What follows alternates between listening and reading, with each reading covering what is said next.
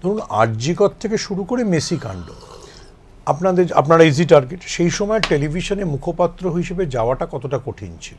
আমার মনে আছে আরজি করের সময় আপনি যথেষ্ট অ্যাক্টিভ ছিলেন। না, দেখুন, আমি দলের মুখপাত্র,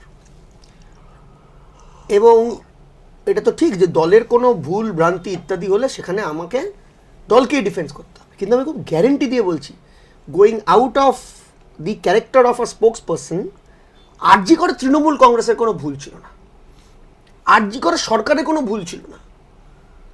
আরজি কর সরকার একদম যে প্রসিডিংস, যে প্রসিডিওর আছে সে প্রসিডিওর মেনেই কাজ করেছে, একদম পিন টু পিন। মানে আপনি বলছেন এসওপিতে কোনো ভুল ছিল না? কোনো ভুল ছিল না।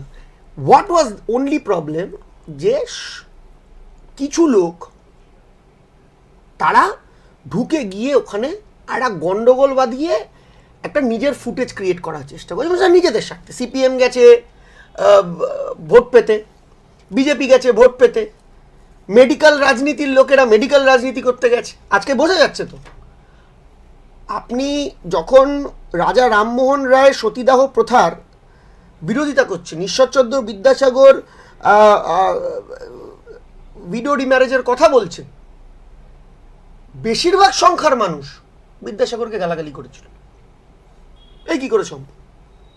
একটা বাচ্চা মেয়ে 12 বছর হয়ে গেছে, তার বিয়ে হয়নি, বিদ্যাসাগর বলছে তাকে বিয়ে দেওয়া যাবে না, তাকে পড়াতে হবে। এই কি বাজে কথা বলছে। হয়েছে, কিন্তু ইন কোর্স অফ টাইম সেটা মনে হচ্ছে যে বিদ্যাসাগর ওয়াজ রাইট। আজকে আরজি করের এই টাকা ঝেড়ে দিয়েছে, ও টাকা লুটে নিয়েছে বলে একে অপরকে পদত্যাগ করেছে। যারা সেদিন মমতা বন্দ্যোপাধ্যায়ের বিরোধিতা করে বলেছিল পশ্চিমবাংলায় নাকি তার শিশু জন্ম দেবেন না, সে মমতা বন্দ্যোপাধ্যায়ের সাংসদের সঙ্গে সিনেমা করছেন, এবং মমতা বন্দ্যোপাধ্যায়ের দলের যুব প্রেসিডেন্টরা তার সিনেমার প্রমোশনের জন্য তাকে পাশে করে নিয়ে যাচ্ছেন। আমি আশা করি তার সুখবর খুব শিগগিরই পাবো। এরকম নিশ্চয়ই হতেই পারে, তিনি, আমার ধারণা, তিনি শিশুও জন্ম বাংলায় দেবেন। আলটিমেটলি কিন্তু এই 1.5 বছর পর বোঝা গেছে আপনি বলছেন যে প্ল্যান্টেড।